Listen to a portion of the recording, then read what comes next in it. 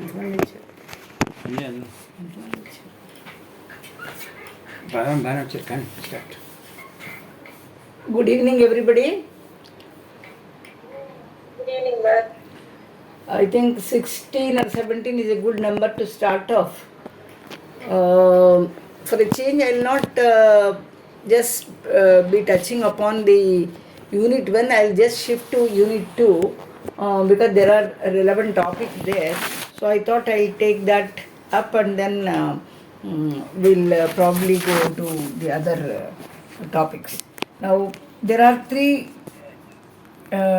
interdependent terms that we often use called criminal profiling, then we have modus operandi, then the last one is corpus delecti. So these are the three words that we try to use in all criminology topics. Now, why should we know about criminal profiling? Ma'am, can you repeat it, please?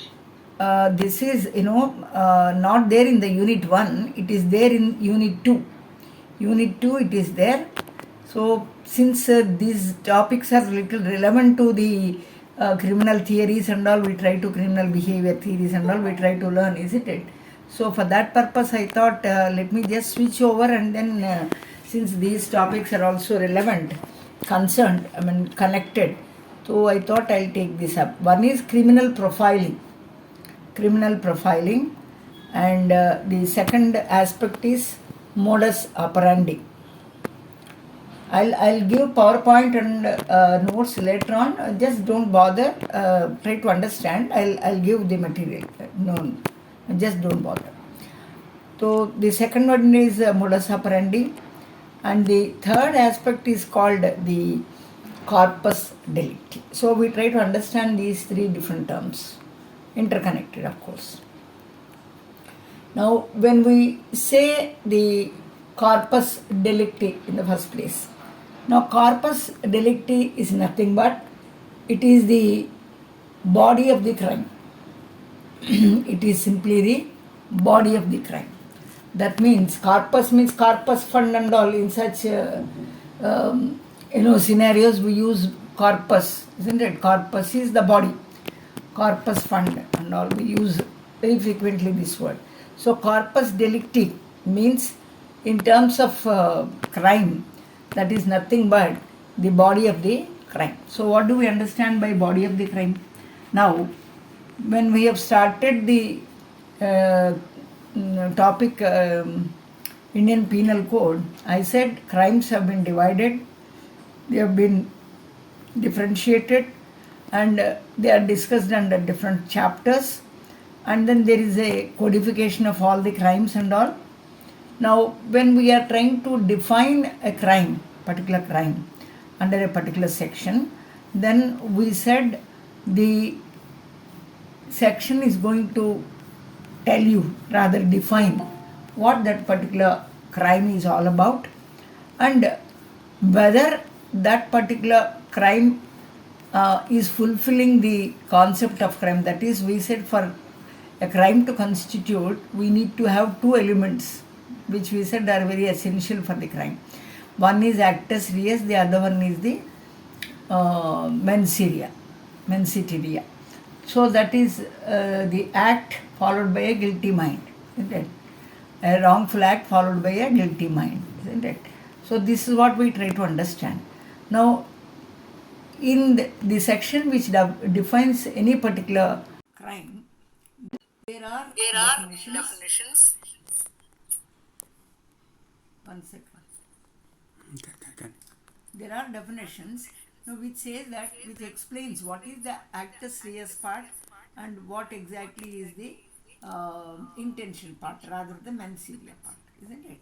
Now, we said there are in the definition, though verbose and all, to make things little clear and all, we said each definition of the crime has to be divided into ingredients and it has to be understood in that way. The very essential points that constitute that particular crime need to be understood and we have to just in simple terms that we need to rewrite the entire section, and then avoiding little verbose and all, what are the essential element, what are the essential ingredients of that particular section. If you try to put at one page, on a page, they constitute what is known as ingredient of the crime, or the essential elements that compose the crime, or the body of the crime, otherwise called as the corpus delicti. So we'll take one example and try to understand what corpus delicti all mean. Now, if the body of the crime, the essential point or the crux of the crime, if that is missing, let us say. So by taking an example, let us say it is a homicide. So we have understood in the previous class what homicide means. A person killing another person. That's all homicide, isn't it? Now, if I have to establish the occurrence of a homicide, of course, justifiable, excusable, and all we try to discuss in the early class. But if it is illegal, not approved by law, let us say, not justified, just not justified by law, then it amounts to crime, isn't it?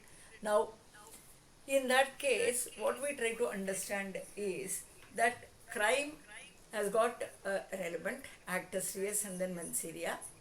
Now, when we have to understand the corpus delicti, we said corpus delicti is nothing but the essential element of the crime. And when we said homicide, it is killing of one person by the another person. Now, in order to establish the occurrence of homicide, what is required?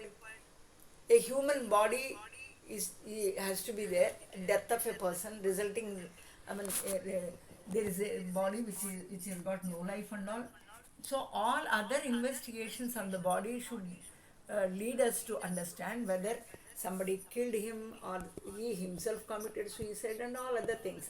So unless until there is a body, human body, dead body, human body, so the further progress of the crime cannot happen. Investigation of crime cannot happen. So the most essential element or the corpus delicti of a homicide is nothing but the body itself, dead body itself. Am I clear about that? So the essential element which compose the crime is called the corpus delicti. So the corpus delicti can also act as evidence, isn't it? Now, how can we say corpus delicti is the evidence? Now, dead body is an evidence. Whatever injuries that are there on the dead body again is an evidence. Now, the doctor conducting the post-mortem, if the person is dead and gone, and then what is the nature of injury that is there? Is it a simple injury, grave injury, or is it an injury which is caused by a sharp-edged weapon or a blunt weapon or double-edged weapon? These kind of information can offer, the doctor conducting the post-mortem can offer by looking at the injury pattern which is available on the dead body, isn't it? So all this is possible because the dead body is available. At times there may be offences where a body, the person found missing and then body not traceable. So we cannot presume that it is only a missing case or the person has been kidnapped and then killed elsewhere and all. So the further progress of the crime cannot happen. The investigation of the crime cannot happen if the body is not available.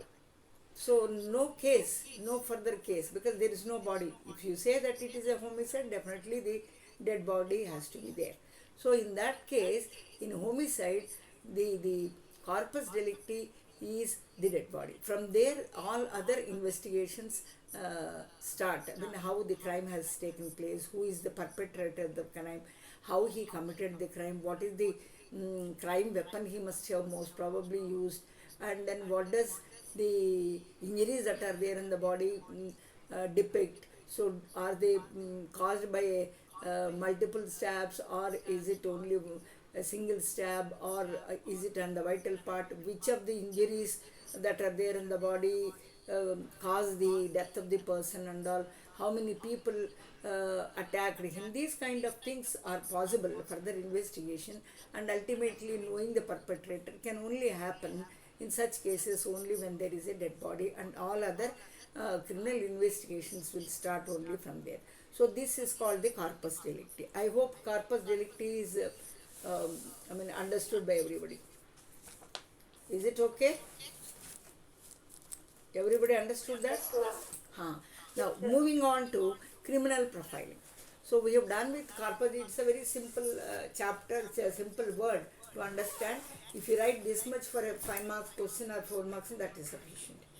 And coming to the other other concept called criminal profiling. Now, if a perpetrator is available of a particular crime, no difficulty, even if somebody sees him for the first time, if he has got some idiosyncrasies, his behavior or his typical kind of walking or some limping in walking and or limping, some abnormality in his gait and also somebody looking at him from a distance can also identify him. So in the identification parade that we conduct, we can mix him with similar age group height people, and then we can ask him to identify that particular person. So this is called identification parade and all. It is easy because at least once he has seen and saw that person, and he knows because of the idiosyncrasies that are present, he can vividly remember him, and then he can identify, and that is also a kind of a corroborative evidence that can be used in the court of law. Now, what if the criminal is not there?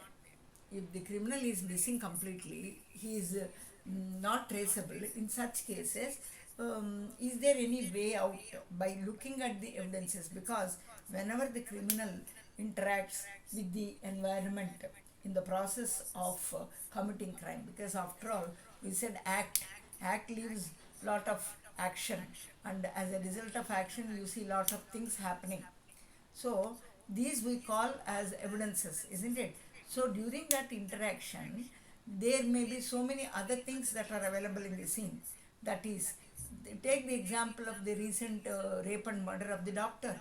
Now, why everybody, even a layman, if they witness that particular aftermath of the crime, anybody would have said, even a layman, a man with a minimum legal knowledge or a forensic medicine knowledge, they will be able to say that it is not suicide. So what made them to say that? Because the manifestations, the interactions, the aftermath of the crime, the evidences that are there are so evident, are so obvious, isn't it? So anybody can say that it is not suicide, but it is a murder, rape cum murder rather. The way the victim is placed, the way it is postured, and then the way the legs are apart, the way the kind of injuries that are there on the body, isn't it? The way the robes are there on her body, the way the injuries are inflicted, isn't it? So these are all the evidences that are there in the scene. Now, anybody who can see this kind of a manifestation in the scene, which is an account of the interaction that the criminal is trying to have with the inanimate things that are available in the crime scene. Now, it is easy for anybody to interpret and then try to understand the acts the criminal has or the perpetrator must have done there, and then the way he must have reached to the spot, the way he has committed the crime, and the way that he leaves his own evidences over there, and the way he treats the body, the way he interacts with the victim, and all these are all signatures in their own way, signatures in their own way, which tell us the clues, and then from that we can easily infer lot of things, and then combinedly these traits put together are going to definitely tell the individual characters, and thereby the individual who is responsible for committing the criminal act. So this is indirect way of knowing the criminal's behavior, criminal's characteristics, perpetrator's behavior, or perpetrator's kind of action that he takes in the crime while committing the crime. All these things will be very easy to be predicted, isn't it? This is precisely what is known as the criminal profiling. So, in absence of a criminal, so there are many crimes, most of the time they go unsolved because the perpetrator is at large. He is not able to be, he is not traceable, isn't it? Now, the criminal profiling has got, I mean, less common terms like we use behavioral profiling, offender profiling, or we can say criminal personality profiling, offender profiling, psychological profiling, or criminal investigation analysis, or investigative psychology. So there are so many synonymous words that we can use for criminal profiling. So by criminal profiling, we only mean that there are lot of characteristic features, there are lot of traits and parameters that are in abundance that are available in the scene of offense. By looking at these as a cumulative addition of all these features, one will be able to understand the individual, the identification or the character of that particular perpetrator who is responsible for committing the criminal act. This can be inferred, very easily inferred. Now there are indirect evidences. By looking at it, we can very well say, infer lot of things, and if you put all these inferences at one place, we call that as criminal profiling, which is a very good tool which aid in identifying or describing the perpetrator. Now, who are all the professionals who are involved in this practice? So, who are all the people? Is it a criminal profiling done by only one particular professional, or are there a wide array of experts who can do this kind of a profiling? If you try to list out the array of experts who can do the criminal profiling, we can list out many professionals. Like for example, we'll take investigators. All police officers by and large should be familiar with this criminal profiling because they have vast experience of visiting and then conducting investigation of the crimes, and also they will be knowing about this. And behavioral scientists, they dwell upon the knowing the probe into somebody's behavior, do one face to face kind of a interview and then interact, and thereby understand the behavior of the person, not only the criminal but any other individual. So they are behavioral scientists, they are called behavioral scientists. So they are also part and parcel of the criminal profiling. And not only this, we also have criminologists. Now we have studied in the previous class also, there are a lot of criminologists of ancient era, modern era, and then the current era also. So we have seen Lambroso is one, and then Sheldon is another one, isn't it? We have seen lot of criminologists proposing lot of criminal behavior theories and all. So criminologists are also part and parcel of this doing the criminal profiling. And then of course, last but not the least, is also the forensic scientist.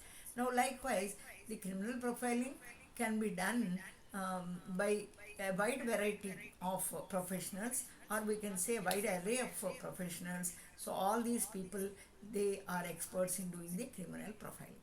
Now, what are the methods and means or the procedures adopted by these people, or employed by these people in conducting the criminal profiling? So what are those methods? So we can divide the methods into two categories. Whatever methods that we use for profiling a perpetrator or a criminal can be divided into two categories. That is inductive and nomothetic. Nomothetic. Nomothetic simply means that it has got a statistical background.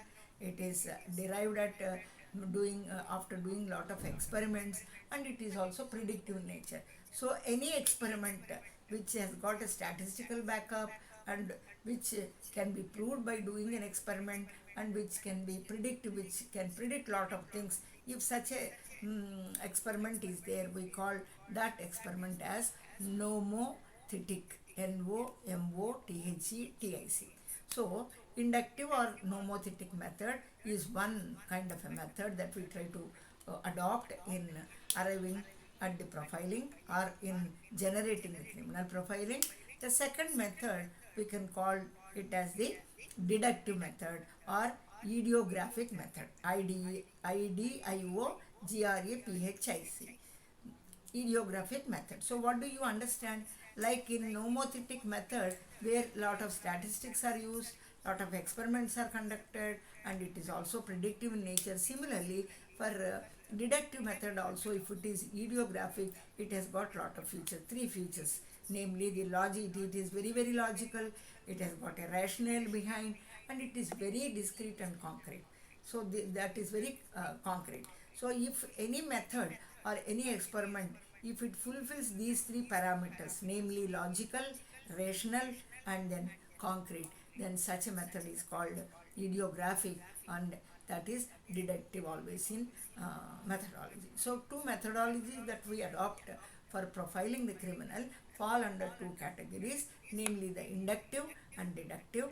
And inductive is nomothetic, where we use lot of statistics, we conduct lot of experiments, and at the end we can also predict. That means futuristic thing, future things also, based on the present parameters we can also predict the future thing. So that is the feature of a nomothetic kind of an experiment.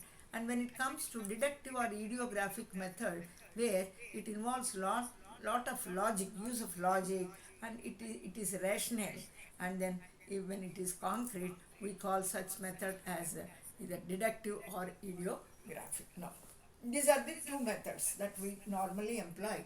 Any of these professionals which we have listed, investigators, the behavioral scientists, or the criminologists, or forensic scientists, any one of these people who form the array of professionals who conduct normally the criminal profiling, they use any one of these two methods, which have got a statistical background, which have predictability, which are also logical in nature, and which has got a lot of rationality attached to it, and it is going to give very very concrete results. So these are the two methods now they use to generate the criminal profile. Now we have understood what criminal profiling is, who are all the professionals who conduct the criminal profiling, and then what are the methods that they try to adopt in criminal profiling, or profiling a perpetrator or a criminal. Now, what is the usage, where exactly this criminal profiling is going to be used? So if you try to talk about the usage, then it is going to help in identifying the criminals in unsolved cases. That means cases which are unsolved, where criminal is at large, where criminal is not yet traced. In such cases, definitely the investigation will never come to logical ends, because you are able to predict, or you are able to establish the occurrence of a crime. But the second half of the investigation, which is very very important, that is to identify the criminal and then book him behind bars. So you are not able to identify him, you are not able to apprehend him, you do not know who the criminal is. So in such cases, unsolved cases and all, it helps in criminal profiling, helps in identifying the criminal. Now you have lot of suspects, because in that particular area you know that the habitual criminals are there, and then you have rounded up some 5-6 people, and you have a pool of suspects, and out of that you want to narrow your investigation. You cannot keep on doing the investigation and all the 10 people whom you are strongly suspecting. You need to weed out one by one, and this criminal profiling is definitely help us in narrowing the suspects list. Now, what is the other usage? Now, it also assists, it means the criminal profiling also assists with case linkages, isn't it? So there are 2-3 cases which are showing similar kind of characteristics, and then but you are not able to identify the criminal. So in that case, at least by looking at the signatures, by looking at the way they are committed, by looking at the injury pattern that the criminal leaves at the scene, now you are able to link up these cases. Now, develop leads. So prosecution, I mean the investigating officer has some hypothesis and he is proceeding in the investigation in a particular direction, and then suddenly a particular criminal profiling gets generated, and that gives him a lot of leads. Lead, I mean, you are going in a particular direction, and maybe after some time that your investigation route or path is wrong. Now you have proceeded with the presumption that it is suicide, but suddenly there is some important clue which tells you that no, this can also be homicide. So all your investigation gets diverted to that direction, and you try to find out more and more clues which will support the version of see homicide and all. So such type of leads also you will get. You try to develop the leads when you do the criminal profiling of the perpetrator. Now it also helps us in designing the investigative strategies. So what should be my strategy? Should I the same example, should there be investigation towards identifying the perpetrator in the process? Do we have to focus more on the the acquisitions, illegal acquisitions which he has made out of illegal activities, or is it some illegal activity which is prohibited by law, like trafficking of organs and all? So this kind of designing the investigative strategies can also be achieved by criminal profiling. So these are some of the usages that we can get out of profiling a particular perpetrator or a criminal. So it narrows down, is helps us in case linkages, it gives us a lot of leads, and then it also helps us in designing lot of investigative strategies. Now if you see the historical perspective of this criminal profiling, what are the places and what are the states in which early in the history this criminal profiling has been done? Now there is a concept called blood label. Blood label. So in that, it says that it talks about the demonization of Jews. Jews were thinking that there was a demon kind of a thing. So, what was the concept all about? So, there was a false reporting that the Jews were often responsible for the ritual killing and eating of Greeks as a part of the as a part of Christmas Eve, that is Passover, a kind of a ritual. So there was a false allegation. Now, what is that? So this blood libel is nothing but a false acquisition of ritual killing, and then an early and persistent form of criminal profiling.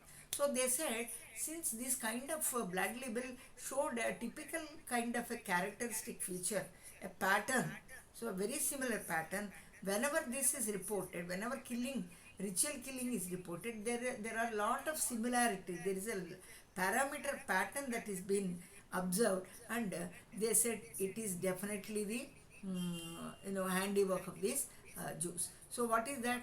What is the general fact pattern that is present there? So they have given listed out what are all the features that are there, why they are coming to this particular blood level kind of a acquisition, why are they doing. So what is the pattern that they observed in all such cases? One is, in all such cases reported, a young Christian male is reported always going missing.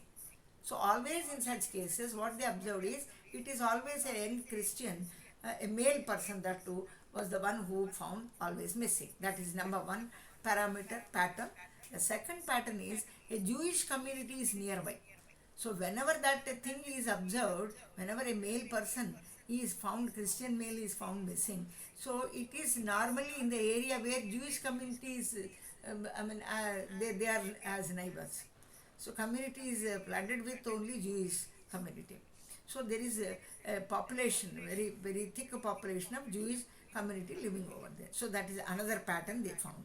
Now the third pattern what they found is, the child goes missing or just prior to the Passover. So there is a Christian festival ritual. So whenever that ritual is there, so it is a common feature, common pattern that the child whosoever goes missing, just before this particular Passover time. So this is another pattern they try to observe. And another interesting pattern that they try to find is, the body may have injuries that appear to be the result of a ritual. So most of the times in all the cases reported that way, they found that the body bore some injuries, and it is the injured appear as if it is a part of a ritual and all. Now the body may have lost a great deal of blood or may simply appear so. So when lot of blood oozes, it becomes so pale and all. So invariably, so they believe that there is a demon and then it is trying to suck all the blood, and that's how the body is becoming pale and all. So these are all the pattern they said, and they gave it as a blood label. So that was the first time where a kind of a profiling has been done from the circumstances, from the pattern of the facts that they have occurred. They have drawn this kind of an conclusion. So what is the inference that they try to draw out of this based on the above facts? What are the facts? Person found missing, and then there are injuries to suggest that a typical ritual injuries are there, and then there is a community always, whenever boy found missing, there is a Jewish community that is been reported who are there nearby the location or locality. And then this man missing always happened just before the ritual happened, and then whatever body injuries are there, so it also gave an indication that lot of blood was lost from the body, and then it has become paler. Now, so what is the inference that they try to draw is that there is an abduction, torture, and then the murder. So this fear based inference is often, it is fanned up, and because there was pre-existing anti-Semitic behavior, that is against the Jews. Anti-Semitic beliefs means against the Jews. So the accusations are intentional and they are false, and then they are inflammatory. Now, in another early historic event, if you see where the criminal profiling has been done, is called Malleus Maleficarum. Malleus, Malleus, Malleus, and Maleficarum, Maleficarum, Maleficarum. So, what is this? Now, this is nothing but the witch's hammer. Maleficarum means the witch's hammer. So, it is one of the first publications that has offered very clear, explicit instructions on the subject matter and practice of profiling the criminal behavior. Now, according to this particular Malleus concept, witches, we know that people there are there who are experts in doing the black magic or witchcraft, and they were trying to identify the witches. So they also showed some very characteristic and very specific features. So what they said is criminals may be identified by specific circumstances, by their specific abilities, and by their specific characteristic features, and with interpretation of the Bible. Of course, this has got a backing of Bible also. So witches were described as primarily as women, and they have very distinct and typical characteristics. They said, what are those characters? They have some spots, some scars, some birthmarks, and then they were people who were found living all alone, and then they are the people who keep pets. In the old Hindi or English movies, you see that whenever witchcraft is there, you see a black cat or white cat. These they invariably believe in rearing some pets and all. So they feel that it is a demon in animal form, isn't it? So called familiar and all. So they suffer symptoms of mental illness, either auditory problem or visual hallucinations. They have these kind of hallucinations, and cultivate they cultivate lot of medicinal herbs and all, and they are found normally, they don't have children and all. So these are the very characteristic, distinct, typical features of a person, especially woman, who practices the witchcraft. So this is second historic thing where they try to use the pattern profile and try to identify the criminal. Now, in Spanish inquiry also, inquisitions also, they are ordained by the Catholic Church to assist the Spanish government now with the identification of the converts. So there are two sects of people, Muslims and then the Jews.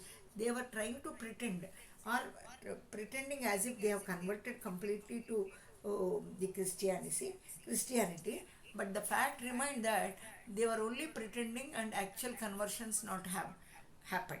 So in order to identify whether somebody is strictly following Christianity, or are they pretending to convert themselves into that but still practicing their own old religious forms. So in that, Spanish government was asked to do this kind of a profiling and then tell that whether the inform these people about their heretic and their neighbors. This is the second time that they have used this. And North America also, in which trials and all, when they have to conduct a trial of the person who is practicing the black magic or the witchcraft, so to punish them and all in the trials, they have also used this kind of a criminal profiling. Now, when it comes to modern era, then how does criminal profiling help us? So, in modern era, if you see, it has got a very diverse kind of a history. Now, that means I told you already, the profiling is done with the help of lot of professionals,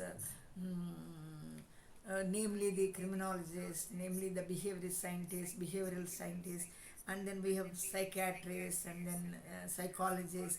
All of them, they together design this, and then ultimately they come out with the profiling. So criminology is how they will help. So to understand the pattern of crime, what crime is and what criminal behavior is, this is all about criminology only. We have already studied about that. Now, to understand the mental health condition or illness of a particular person, now we have psychologists and then psychiatrists. They also help us in designing the criminal profiling. Now, examination and interpretation of physical evidence, that is also there, because we say criminal profiling when person is not available. So I said lot of interactions happen with his environment, and thereby he is going to, because of the activity in the crime scene, lot of evidences are left by the criminal, or some of the evidences are taken by him. So if you try to infer lot of information out of this, now definitely you have to involve the forensic scientist also. And inference of criminal characteristics for investigation and forensic purposes. There are two purposes the criminal profiling is required. One is for the purpose of investigation, the other one is for the forensic purposes. Now, what is the role of criminologists? So, we have to understand the origin of crime, isn't it? And classify the criminal behaviors. That's all what we do in criminology also. So we try to understand the origin of crime on one hand, and then we try to classify the criminal behaviors, try to understand the criminal behavior, and try to understand the pattern of the criminal behavior and all. Now, what are the two types? One type of criminologists are those who study the physical characteristics of criminals in order to make inferences about criminal character. So that is one kind of criminologist. Now we have another set of criminologists who are concerned with the application of this kind of information in criminal investigations. So these are two types of people. Now we know that Lambrosio has done lot of work on this, and then for the first time scientifically he tried to arrive at unlike pre-classical and then classical kind of a school of thought, then he has developed his own objective kind of a theory, and he propounded a lot of theories, and we considered him as the father of criminology, where he tried to undertake a study of all the prisoners, as many as some 4 to 500 prisoners, Italian prisoners. He tried to examine and then try to draw some conclusions out of that, and then propound theories. Now he says that the origin and motivation of the criminal behavior could be better understood, and subsequently prediction can be based on this research. So I said some 400 Italian prisoners is good figure, to draw some statistics or to bring in some rationale and all. It's a good figure. Now he has done study on these people, and then he has come out with a with a theory that criminals are born. So he divides all criminals into three categories, and he says that they are throwbacks of a society. This we have already studied. So throwbacks of this society, and what is the word I try to use? You have to tell me. You have already studied that. They are primitive. They are abnormal. Huh? We try to atavist. So they are one category. So what he says is criminals are born because they have even when they are born with some abnormality. They are very primitive. They have got some you know long lips, mandible is long, head is elongated. All these parameters were there, and he says they are reversions as far as the uh, you know the evolution is concerned. So they are actually throwbacks of the society. That's what he said, and he used a word called atavis for that such type of criminal. And then second category, what he says is we call them as insane criminals, isn't it? We try to say that insane criminals. So these offenders, they suffered from both physical and mental ailments and difficulties. So he calls such people as the second category, or otherwise called as the insane criminals, isn't it? Now, the third category he says is criminaloids. Criminaloids. That means they have got a tendency. So, as said, they don't have any specific character, but then he says that under certain emotional makeup, there is a predisposition. They are vulnerable, and there is, if suitable circumstances prevail, then they are predisposed to that kind of a behavior, criminal behavior. Hence, under certain conditions, they can be primed. The priming is the exact word which we try to use for predisposition. Now, the classification has been compared to diagnosis of psychopathic personality disorders that came later from the psychiatric community. So it is very similar to the classification of psychopaths. So something like that. He said that they are very primitive, and there is an abnormality in their growth as well as in their understanding. So he says, and then criminaloids have, they don't have any such parameter, but nevertheless, when the situation is very suitable, when the circumstances are so provocating that they are predisposed. That's what he says, and he uses the word criminaloids for that category of criminals. Now, there is another Austrian jurist by name Hans Grass. He also has richly contributed to this. Now, what he said is he tries to understand the concept of criminal profiling, and then he tries to apply this in the investigative matters, and then he offers various methods how this profiling can be done to understand the behavior of the criminal in as many varieties of crimes as possible, like murder, then arson, then theft, and then counterfeiting. So he tries to apply this kind of a profiling in and thereby understand the criminal behavior in different categories of crimes called categories are called murder and the arson, then theft, and then the counterfeit. In all different categories of crimes, he tried to apply this phenomena and profile the criminal and try to understand the behavior. Now, um, for criminal psychology also, there is a necessity that we need to do the criminal profiling. And when it comes to forensic scientists, how the criminal profiling has to be understood. Now, we know that when a person is killed, that is a homicide. Now it has to be done by means of a weapon, some crime weapon. Now when crime weapon is used, it is going to leave very very characteristic feature of a wound pattern on the body. Now what is the information that we can infer out of that injury? Now if how can we say that it is a very gruesome murder, cold-blooded murder, premeditated murder? All these kind of adjectives we try to use whenever we say a very ghastly scene there. Now, how we can say that? I mean, the kind of wounds pattern that is there on the body, and then from that, see if there is a clear cut kind of a injury. Now, with what precision he must have done this, and how much knowledge he must have had on the anatomy of the body of the person, so that he is very carefully attacking the only vital part and not causing many injuries on other body parts. So it can give a lot of information by looking at the injury pattern or the wound pattern that is available on the dead body. Now, we can say something about the knowledge level of the offender, the skill level of the offender, and then how he has executed the whole, whole crime and all. I mean, by looking at the pattern of the wound, these things can be understood. Now, another thing is PMs. If somebody is trying to kill the body, and then there are criminal fanatics and all. So there they for the fashion of killing somebody, they have that sadistic pleasure. They derive a lot of pleasure out of that.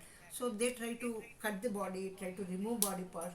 It's so surgical precision that by looking at the way that the body has been cut, the way the postmortem has been done, so we can very clearly say that some skill must have been exercised. The person who does it, or the person who did it, is definitely a person with some surgical knowledge in that. So everything has been done, they cut clean and dry, that kind of a thing. Now, not only that, he also, I mean, there are instances where the cloth or the garment that were worn by the criminal were also be able to be predicted, and the manner how he committed the crime, and then the physical characteristics, the hair color, stature, and all of these things, the stature, strength of the person, and all, I mean, the way the crime scene presents itself. So a lot of things can be predicted. So when it comes to the what you call the role of the forensic scientist or the forensic medicine doctor is concerned. Now, behavioral scientists, what is their role if you try to understand, especially the psychiatry, which is nothing but the branch of medicine that deals with the diagnosis as well as the treatment of the mental illness. So they also have a lot of role to play in either designing or predicting the criminal profiling. Now, the psychiatrist is a trained person, and he is trying to interact with the person who has got mental disorder, and he is trying to draw a lot of information, elicit a lot of information, specific information, through face-to-face clinical interview or interaction. So they are able to generate that particular. Here, the criminal, we don't call them criminal, but then the individual who has this mental ailment, so we are able to draw out what is happening in their inside the mind and all. Now, a thorough examination of individual history, so because he has some kind of a mental history, so by looking at that, and then use of some tested and validated personality measurements. So the criminologists, a lot of times they try to invent their own methodologies which are peer tested and then which are already validated. So to understand the personality of a person, so there are a lot of parameters which need to be measured, and by conducting an interview followed by a thorough examination of the individual's history, and followed by using some methods, some tests which are already validated, which will help us in understand the personality of that person, are employed, so that we can generate, after doing all these, we can generate a kind of a profile of that person. Now, there is one academy that got established for behavioral professionals and all, and then it has got a varied background, and it is founded in March way back 1999, and probably it is the first international independent multidiscipline kind of a professional organization, and the members are given a kind of a standing standard operating procedures, or rather called as SOPs, and then they were talking about the ethical guidelines which all the members are bound to follow. So any breach of these kind of a duty will always have a criminal sanction in that. So this is probably one of the first rather international fora where they have given a lot of SOPs and all. Now, what are the ultimate goals of the criminal profiling? If you try to understand that, now it again depends on the context. In under what context this profiling is required. So depending on that, yes. Ma'am, what is the name of this international forum? This is only, they said, an Academy of Behavioral Profiling Professional Society kind of a thing. Okay, Academy of Behavioral Society. But so they have this behavioral they are experts in doing this behavioral profiling, or otherwise called the criminal profiling. So they try to form into a group, professional group. So as any professional group, once it is formed under Societies Act or whatever act, so their job is to draw up a lot of SOPs, guidelines rather, methodologies or procedures. So they said, there should be uniformity. If I say an academy or some kind of an institution, there should be uniform. That is the purpose for which all professionals, they try to pull up at one place, isn't it? Now Is they, it based in US or Europe? this professional academy, it says, it is not given the name of this thing, but then it says it's a Academy of Behavior Professionals, profiling people, professional. That's what it said. So maybe there are members from all over, maybe members all over, but this particular text which I am following has not given the name of that particular thing. But anyway, this is the purpose. This is the purpose for which this has been established, isn't it? Now, they are going to give us a lot of what you call SOPs, and the purpose for which the academy has been established is only to follow some uniformity. So it is been founded in 1999, and I said this is the international kind of a forum. Then it is, of course, it is autonomous in some aspects, independent rather. So multidisciplinary, because there are so many other professionals who are involved in this. So psychiatrists, then we say forensic scientists, and also the criminologists and all. These people are psychiatrists, psychologists. So this is a fora of so many professionals, and then they are giving a lot of SOPs and then guidelines. So what are the ethical things that need to be followed, and all they try to give. And all members, once they sign that, become a member and all, they have to abide by the rules and regulations of that particular academy. Now, what are the goals? If you try to look at the goals of the criminal profiling, then I said it depends on the context. Whether you are using the profiling for the purpose of forensic investigation, or is it for the police investigation. So, depending upon the context in which you are going to use the profiling, accordingly you can say there are two types. Now, in any investigation, there are two aspects, as I keep on telling always, that one is to establish the occurrence of a crime.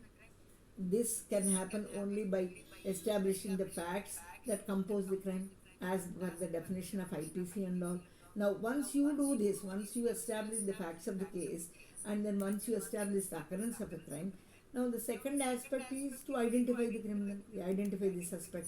So, now in forensic context, defendant, when he is being tried for either in the criminal procedure or civil procedure also, you use this criminal profiling. So, what are the investigative roles or goals? Goals, if you see the criminal profiling, then the evaluating the nature of and value of available forensic evidence, as well as the behavioral evidence. So that is the investigative role, so or goal rather. Now the investigative goal is nothing but whatever evidences that are available. So in addition to the forensic evidence, these people in criminal profiling also look into the behavioral evidences in a particular crime or in a series of related crimes. They try to compare. If suppose one crime is very similar to the other kind of a crime, the way it is being done, the criminal, the victim that they are targeting, the pattern of injuries. You suppose there are similarities. Now, if you want to compare and contrast these series of crimes and then draw some conclusion, and to know whether the same criminal has done these crimes, is he a serial criminal or serial murderer or a habitual offender. To know these things, a lot of evaluations have to take place, not only the physical forensic evidence but also the behavioral evidence they have to gather and evaluate all of them. So that is one of the investigative goals that we can say. Now, I said you have a lot of people now. You know that there is a gang that is operative in that particular area. Now you want to fix, and then out of the gang, only the kingpin is there, or there is a person who is executing that. You wanted to know out of the suspect criminal pool who exactly has done this, or maybe out of people who are rounded up for investigation or interrogation. You want to reduce the number and then reduce it to the viable suspect pool only. Now, in such cases also, as a part of investigative goal, you can use the criminal profiling. Now, you have to prioritize the investigation into remaining suspects. So, what among the suspect pool also, maybe you have strong suspicion on one or two. So, to prioritize your investigation and then whether to go ahead or proceed for the remaining suspects or not, in that stage also, in that step also, criminal profiling is going to help us. Now, if you have to link up the potentially related crimes, as I said, by looking at the similarities that are occurring in a particular crime, series of crimes, you want to link up these. So in that case also, the profiling is going to help us. Now, the crime scene indicators are there, behavioral patterns are there, the modus operandi is there. That means the way the crime has been committed, because each criminal, they use their own, because they are and regularly practicing that kind of a trade of trick, and then over a period of time they have mastered that particular technique, and they feel that when they use this particular technique they will be always successful, they can go scot free, and then they can do it very quickly. So that they have mastered it over a period of time. So they are going to use only that particular methodology, or rather that particular modus operandi. Now, uh, then providing investigative relevant leads and then strategies. So once you know the leads, now the investigator is going to change his strategy, or he may opt for a better strategy, or maybe he feels that if I adopt this particular strategy, the investigation will give me a lot of results and all. So in such cases also, the profiling can be used. Now, developing communications, interviews, and interrogation strategies. So these are all the areas where the profiling is immensely going to help us. Now, evaluating the nature and value of forensic and behavioral evidence to a particular crime or series of related crimes, there also we can use. And now, what are the methods of criminal profiling, if you try to understand? Now, we can say that there are three primary methods of criminal profiling. So, one is the diagnosis kind of evaluation. The second is criminal investigation analysis, and the third one is about the behavioral evidence. I think rest of the criminal profiling, including the modus operandi, I think tomorrow's class will try to complete. So at least that will give me satisfaction that I have touched upon the unit 2 also, because these two aspects, that theories of criminology and criminal behavior, and this particular thing, the criminal profiling, and then the modus operandi, and of course the corpus, they are little related to each other. So that's the reason I thought I can skip to the unit 2 and then complete that, and then once I complete this